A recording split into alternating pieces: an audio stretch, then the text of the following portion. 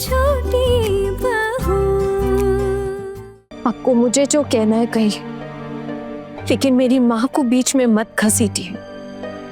मैं पहले भी बोल चुकी हूँ, मेरी माँ की परवरिश में कोई कमी नहीं है।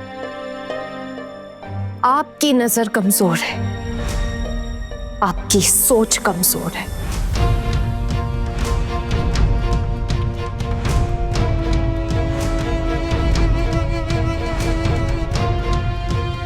चुप हो जा मेरी माँ, चुप हो जा, इतना कुछ बोल।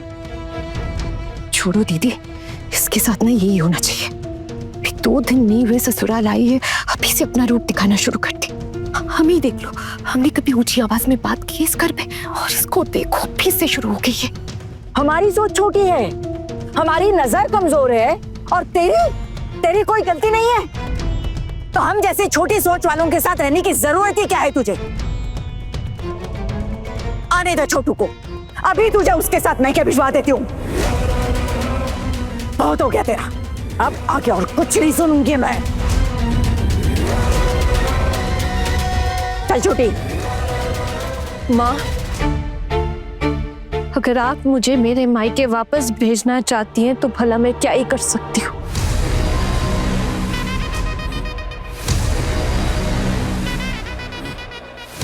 भिजवा दीजिए मुझे माँ, लेकिन एक बात मैं दोबारा कहूंगी माँ, मैं सब कुछ सह सकती हूँ, लेकिन मेरी माँ की बेइज्जती बिल्कुल नहीं सह सकती। अगर मेरी माँ के खिलाफ कोई उल्टा सीधा बोलेगा तो मैं उसके खिलाफ आवाज उठाऊंगी। मेरी माँ की सीख में कोई कमी नहीं है। आप लोगों ने मुझे बहू का दर्जा दिया, लेकिन इसका ये मतलब नहीं है कि आप लोग जब चाहे तब मेरी माँ का अपमान कर सकते हैं। उनके बारे में उल्टा सीधा बोले और मैं चुपचाप खड़ी सुनती रहूं, इससे अच्छा तो मेरा मर जाना ही ठीक होगा। आप भी तो अपनी माँ से बहुत प्यार करती होंगी, उनके प्रति बहुत लगाव होगा आपका। क्या आप उनका ऐसे अपमान सह सकती है? बताइए माँ, तो फिर मैं क्यों सुनूं? मैं फिर से कह रही हूँ माँ, मेरी माँ एक बहुत अच्छी इंसान है, बहुत ईमानदार है, और कभी भी किसी को भी कुछ गलत नहीं सिखा सकती।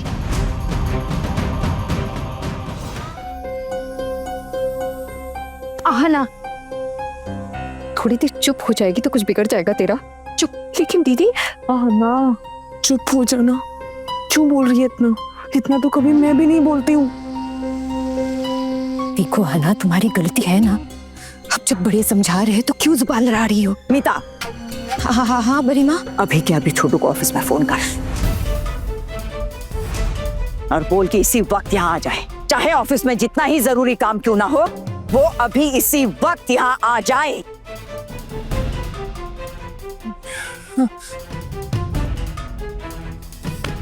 दीदी आपकी तबीयत खराब हो रही, चलिए आराम कर लीजिए। आइए माँ।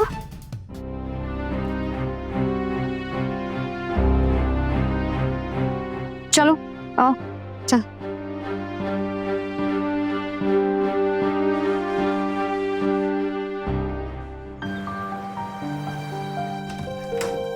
So, may I come in? Come in. Good morning, sir. ये फाइल।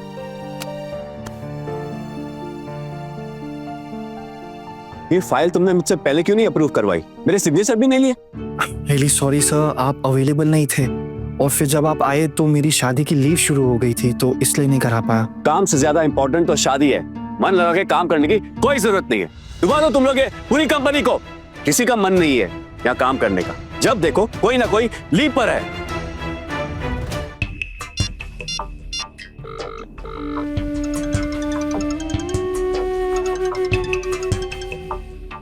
क्या हुआ? काट दिया, दोबारा लगा। हाँ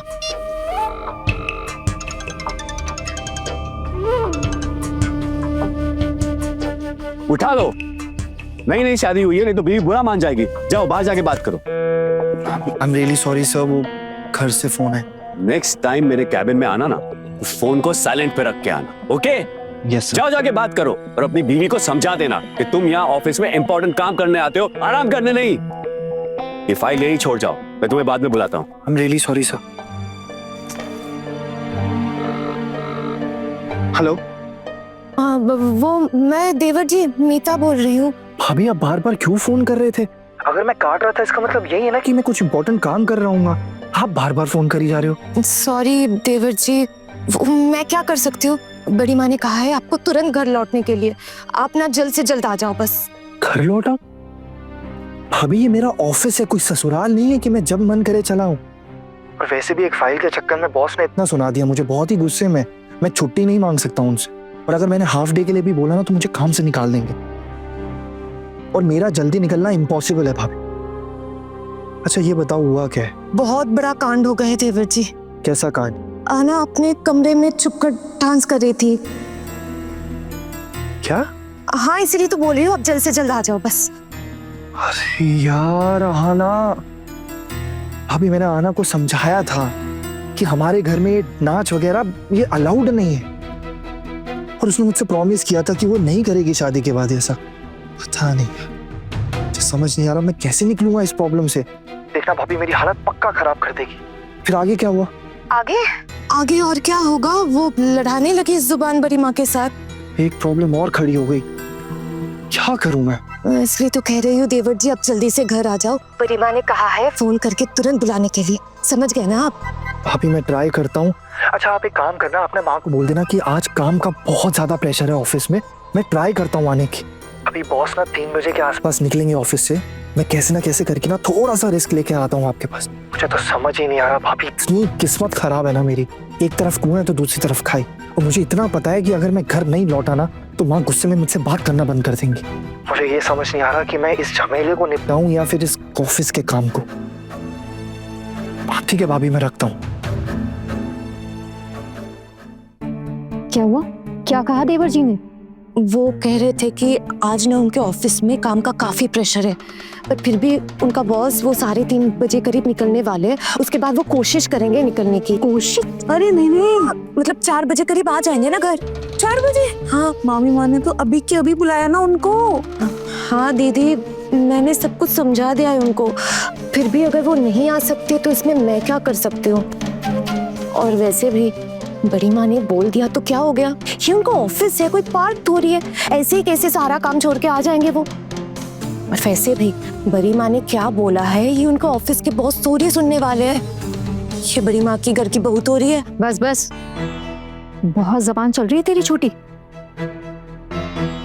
अगर किसी ने सुन लिया ना तो शामत आ जाएगी हमारी। अरे जीजी मेरे तो अभी से पैर कांप रहे, देखो जरा देखो क्या होगा। मुझे तो लगता है आना को घर वापस जाना ही पड़ेगा अपने मायके, अब कुछ नहीं हो सकता।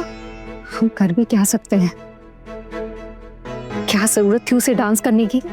और अगर कर भी रही थी तो कह देती कि मैं मिष्टी को सिखा रही थी। माँ से जुबान लड़ाने की क्या जरूरत थी उसको? मुझे क्या लगता है ना दीदी, आना ना ऐसा व्यवहार सह नहीं पाती होगी, इसलिए शायद चुप नहीं रहती। हम औरतों की हाथों की लकीरों में चुपचाप सब कुछ सहना ही तो लिखा है।